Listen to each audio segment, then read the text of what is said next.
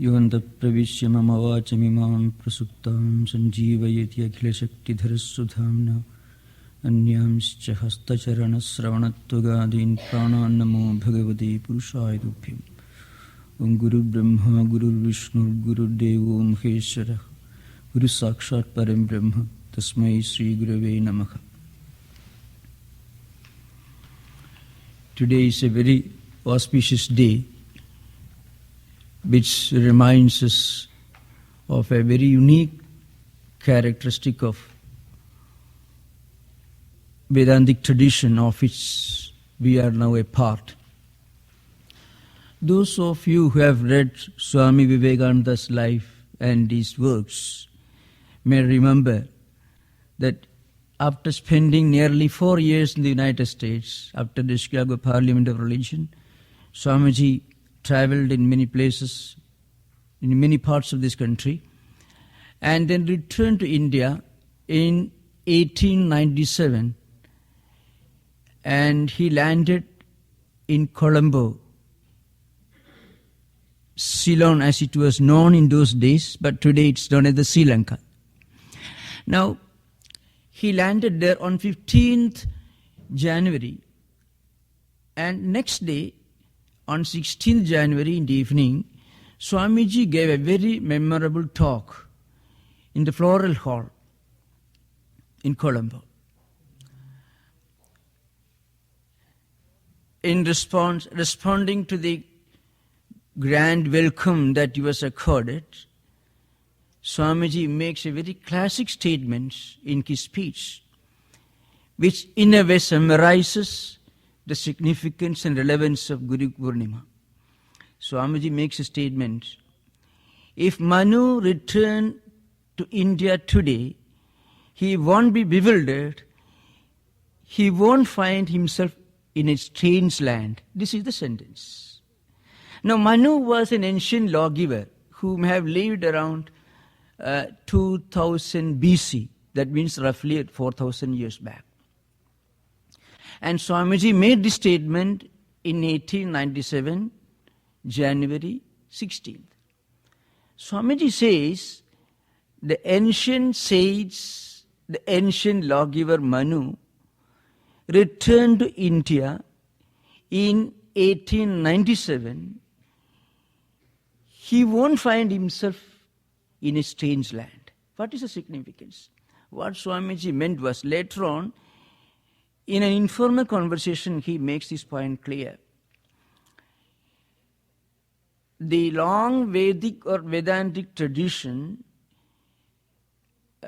which like the flow of a river, which continuously flows through millennia, through centuries, continues to exist in India today. Because Manu symbolizes an ancient Vedic tradition, the same Vedic or Vedantic tradition continues to exist in India today. Now just think of other civilizations like the Babylonian, the Assyrian, the Greek, the Roman, the Egyptian, the Mayan, Incan, Aztec, and so on. Today, if you want to know about those civilizations, you should visit archaeological museums or historical museums. You have to read historical works. Because none of those civilizations remain alive today. But the Vedantic tradition, which we don't know when it originated, at least 5,000, 6,000 BC, that means roughly around 8,000 or 7,000 years back. It continues to exist, and it continues to be relevant, and continues to be meaningful, and it continues to influence our lives and our thoughts. The only reason for this uniqueness, in Toynbee's words, Toynbee says the two fundamental attributes which are unique to Vedantic tradition are antiquity and continuity. It is very ancient and it continues to exist and it continues to influence our lives and thoughts in today's world. This is Vedantic tradition. And Swamiji says, according to Swami Vivekananda, this is due to Guru tradition, Guru Parambara. In Sanskrit we call it Guru Parambara, Guru tradition. In Indian history, if you read, you find there is a subtle spiritual mechanism. Whenever something happens, whenever a crisis appears to drive it away from its fundamental moorings, a mastermind suddenly arises in the horizon, and he studies, practices in his life, interprets that ancient, ageless Vedantic tradition and hands over to the next generation. In 19th century, the Vedantic tradition appeared to have all but been lost once for all. I have given a fundamental outline of what was the great challenge that the very word religion or spirituality was facing in 19th century. The onslaughts of philosophical rebellious movements, the new discoveries of science and technology, and new trends in modern Western philosophical tradition, the anarchism, the nihilism, and so on. And the ruthless onslaught of modern discoveries on the foundations of science and technology, on religion and spirituality. All these were great challenges that Vedantic tradition was facing in 19th century. Suddenly, Sri Ramakrishna appeared on the horizon. In 1896, Macaulay's Minutes was passed. And mind you, on the recommendation of a great Indian leader, Raja Ram Mohan Roy, who was the one responsible for the acceptance of Macaulay's Minutes, which ultimately caused the introduction of Western education in India. That very year, Sri Ramakrishna was born to undo the mischief that may possibly be done by materialistic secular educational system, which was becoming popular at that time in India. Now, according to historians, the one fundamental reason why the Vedantic tradition of which we are a part today still continues to exist and influence, which remains alive and continues in popularity, in relevance and influence, is because of the Guru tradition. Generally, the word Guru itself in Sanskrit means somebody who removes the ignorance from your mind and who brings you light. Guru, the word is Gu Shabdastu Andhakarasya Ru Shabdasthan Nirodhakaha Andhakara Nirodhitvat Guruhu iti abhidhiyate. The word Gu means darkness, the challenges, the crisis, the dilemmas that we have to face in spiritual life. And Ru stands for somebody who removes this darkness by bringing light of wisdom and enlightenment. And Guru is one who removes ignorance from our mind, brings the light of wisdom into our mind, and then helps us to keep this light of wisdom burning in our hearts forever. This is the subtle meaning of Guru itself. Toynbee makes a very memorable statement. In Indian tradition, a spiritual teacher stands at the junction of the past and the present. He brings forth the best from the past, interprets, makes it relevant to his own times, and hands over to the next generation. In fact, this was the function of teachers or gurus in India's spiritual tradition. Of course, there is one fundamental difference between the word guru and its English equivalent, teacher. Teacher is generally, in a very conventional sense, teacher is one who gives you some information. But Guru is not just somebody who gives you a bit of information. Guru is one who gives you wisdom and information and also prepares your mind to assimilate that wisdom and translate that wisdom into your life. Because he removes the ignorance and brings in wisdom, and he kindles in your hearts this light of wisdom which continues to be effulgent, throw its light all around forever. This is the meaning of Guru. In spiritual tradition, there are two words which are often used, Acharya and Guru.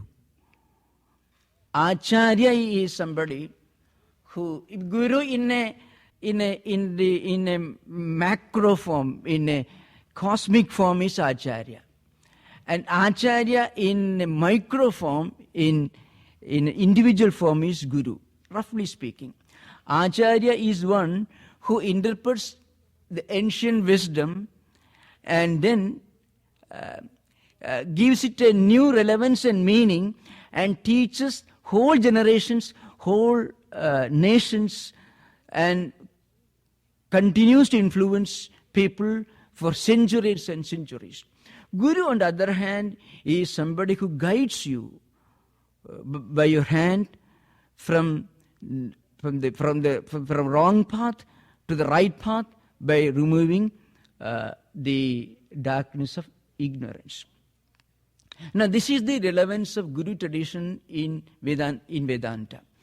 Now, Swamiji, President Atmanji had already explained some aspects of the historical development of this Guru ideal. Vyasa's name is inseparably associated with the Guru Purnima celebration. In a higher sense,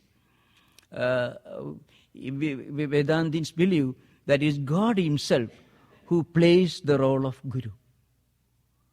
If you look upon Guru as a human being, or if you look upon a human being as Guru, then you will not be able to get the full benefit of your discipleship.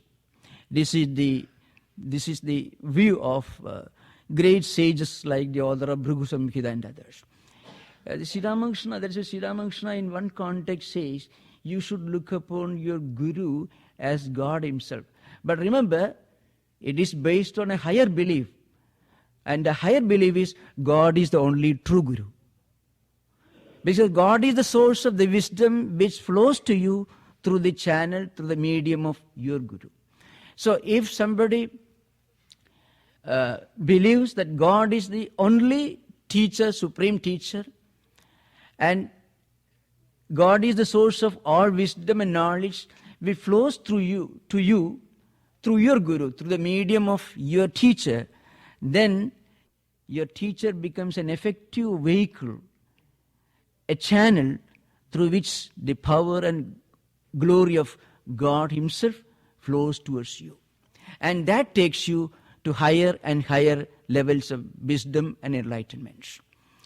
In Vedantic tradition, you can find a large number of ideal gurus and ideal disciples. In fact, entire Upanishad literature is nothing but a digest of long dialogues between great teachers and great disciples. In the Brihadaranya Upanishad, you find the great teacher like Yajnavalkya and a great disciple like Gargi, his own wife Maitreyi, and a great king like Janaka, who was himself a great teacher, a preceptor, and also a great disciple. Uddalaka, Aruni, and so many. You come across scores of great teachers and great disciples in the Upanishad literature. Incidentally, in pre-Christian Greek philosophy also, you come across many such great teachers who used to live in what is called academia, like Socrates, Plato, and others. Used to live in hermitages or in secluded places, and great ideal students used to go and approach them and ask them questions. The Plato and Socrates dialogues, Plato's dialogues are all taken from the wisdom which flew from Socrates. So this exchange of ideas, this kind of teaching was done through it was done through the medium of dialogues.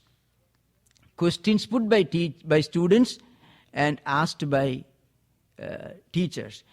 You may come across many such examples in the Kathopanishad. This is a classic example of an ideal guru. The ideal guru is the Lord of Death. And the ideal disciple is a young boy of 6 years, Nachiketa. So I won't go into those details. The stories most of you must be familiar with. But this boy asked for 3 boons.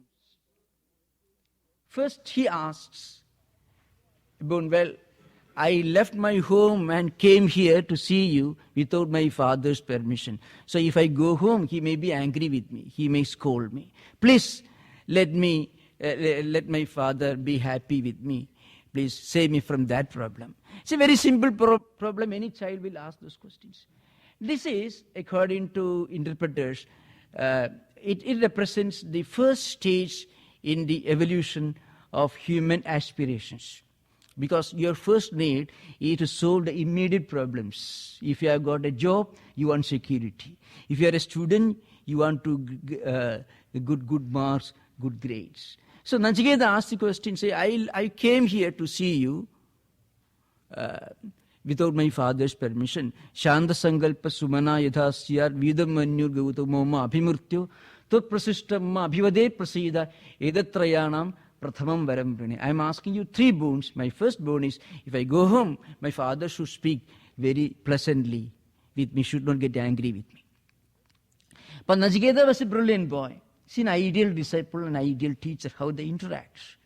It gives you an idea of how this Vedantic tradition was kept up in ancient India in the form of dialogues between ideal gurus, teachers, and ideal disciples. The story is something of a myth, mind you. But there is a story behind the story, and the story behind the story throws light to the highest spiritual wisdom. So all these great philosophical spiritual truths are clothes, they are expounded through the medium of dialogues or stories. Then Nachiketa, this boy, asked for a second boon. Now I have met you, you are the Lord of Death. You are the one who decides how long I should live or when I should die. So I am sure I will live for a very long time. Now, what will happen to me after my death? A normal human being, mind you, he will continue, he will have a desire to enjoy the same amount of pleasure after death also.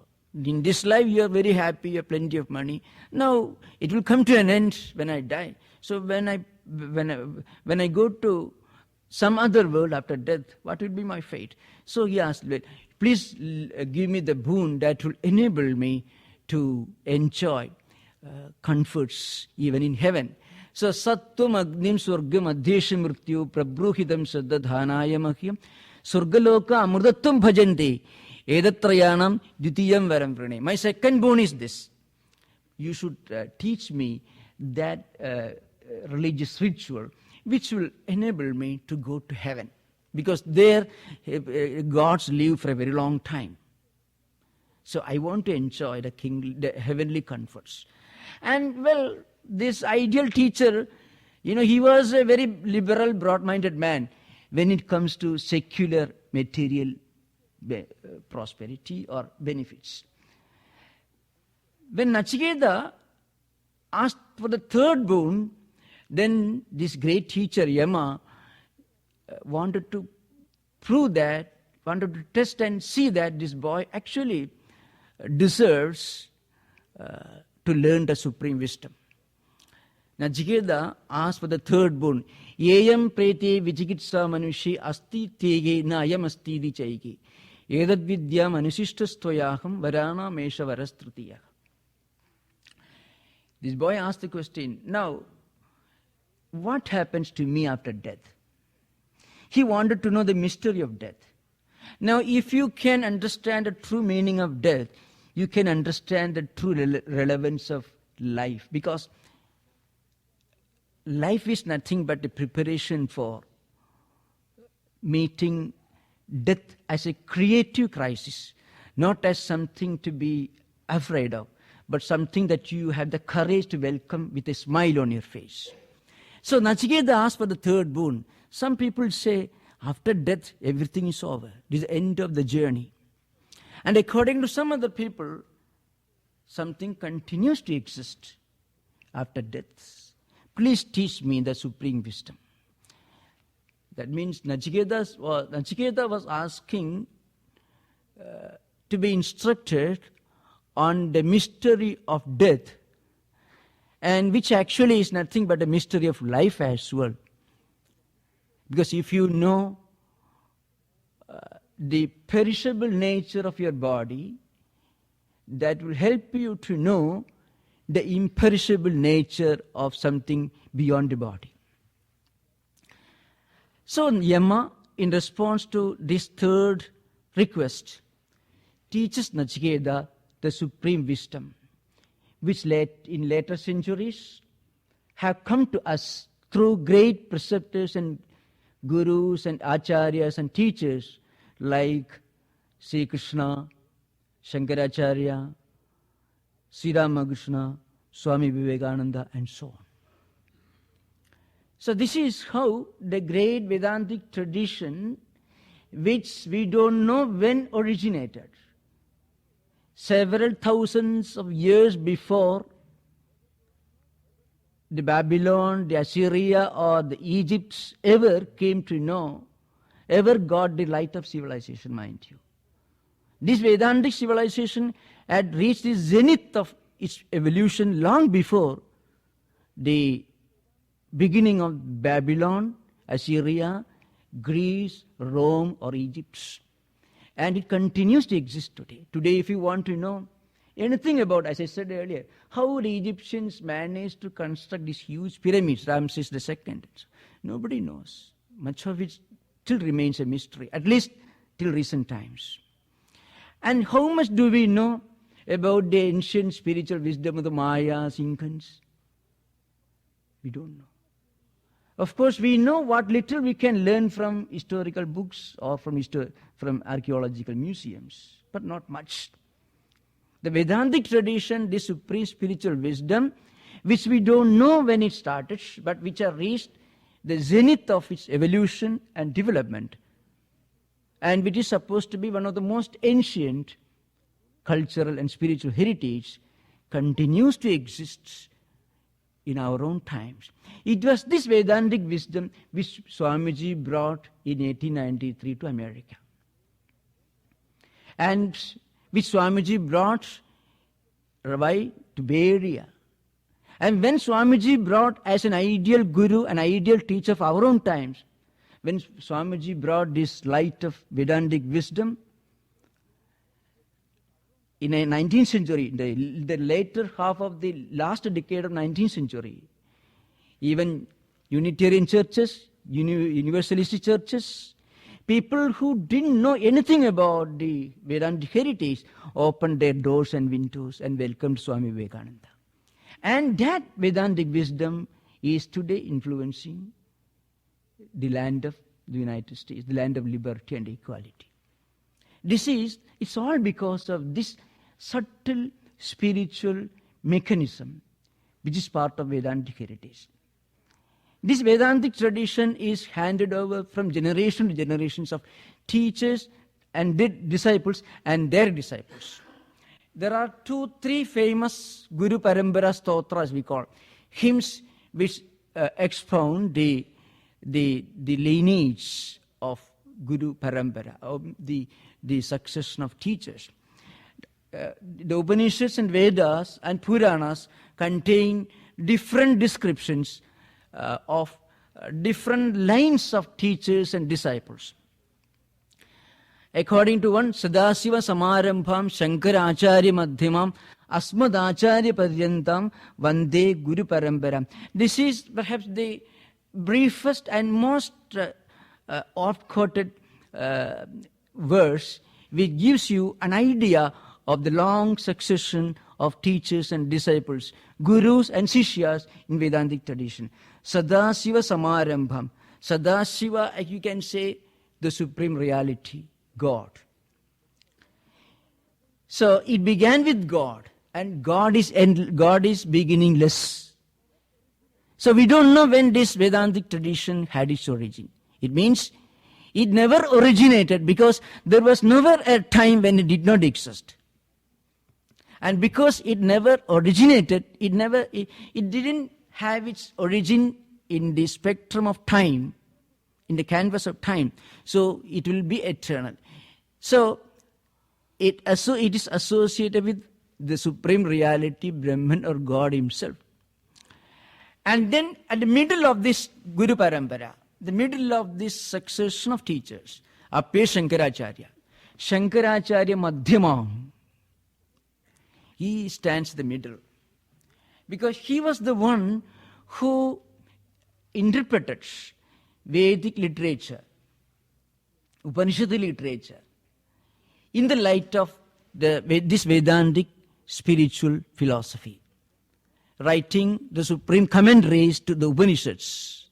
If Shankaracharya had not written these sublime commentaries to Upanishads, most of you would have agreed with the views of the German Orientalists who first thought Vedas nothing but the ignorant prattles of nomads and ignorant cattle breeders. You can say cattle boys. You can say. That was the view of some of the earlier European Orientalists. Later this view underwent a complete transformation, especially with the advent of a great Vedantic teacher. You can say he also belongs to this Guru Parampara, Paul Deussen. He also belongs to this Guru Parampara. Guru Parampara is not confined to any particular nation or a geographical area. So till the advent of Paul Deussen, many of the European Orientalists thought that Vedic Upanishadic statements are just meaningless prattles of cowboys. That's what they thought. Because in Vedic literature you find cows are mentioned. Cows were an important currency. People used to use the barter system, exchanging cows for money. That's the thing. Now, Shankaracharya comes in 8th century and he gives a sublime interpretation to all the grand, great Vedic statements which are known as the fundamental Upanishads, Desha Upanishad. Ishakena, Kathaprasna, Mundamanduki, Taittiriya, Aidireya, Chandogya, Brihadaranyaka, 10 fundamental Upanishads. And Gita and Brahma Sutra. So he stands at the middle of this succession, this long lineage of Guru Parampara. So Sadasiva Samarambham Shankaracharya Madhyamam Asmadacharya Paryantam. And the last link which connects us to this Guru tradition is our own teacher. And the teacher of this age is Sri Ramakrishna. Because what the sages did in ancient times, before the advent of Babylon, Assyria, Greece, Egypt, or any of these ancient civilizations, the sages interpreted this. And later, Shankaracharya gave it a compact, philosophical interpretation. And in our own times, Sri Ramakrishna practiced and taught the world the essence of this supreme Vedantic wisdom. So if you ask anybody the question, who is the Guru of our times? The simple answer is Sri Ramakrishna is Guru of our times and the Vedantic tradition. Now what Sri Ramakrishna taught in simple language in a very unconventional way, Swami Vivekananda interpreted in the language and the diction of our own times, using the language and style of people living in industrial era, in the age of science and technology, in a way that gave it a solid foundation. And this Vedantic tradition was interpreted by Swamiji in such a way that scientists found it as scientific as science itself. Rationalists and anarchists found it as reasonable as reason itself. An interpretation which neither Darwin nor Marx could challenge. And then Asmad Acharya Paryantam. And what Sri Ramakrishna and Swamiji taught and Holy Mother taught, that Vedantic tradition was handed over to us by our Guru. So in a way, we are linked to an ancient, a holy, glorious Vedantic spiritual succession, tradition, which is kept alive, which is kept relevant and meaningful and influential in our own times by a lineage of teachers who come in succession. And this is the auspicious, holy occasion on which we remember this holy succession of teachers and disciples, Guru Parampara. And it is associated with Vyasa because he was the one who edited the Vedas, which are actually in one compact whole, which he taught to 4 of his disciples, and that, of course, Swamiji had already explained earlier. So I take this opportunity to thank you all for giving me a chance to share some of my views, and I take this opportunity to pay my obeisance to the Guru Parampara, which enabled me to be a link to this holy tradition. Thank you, Namaskar.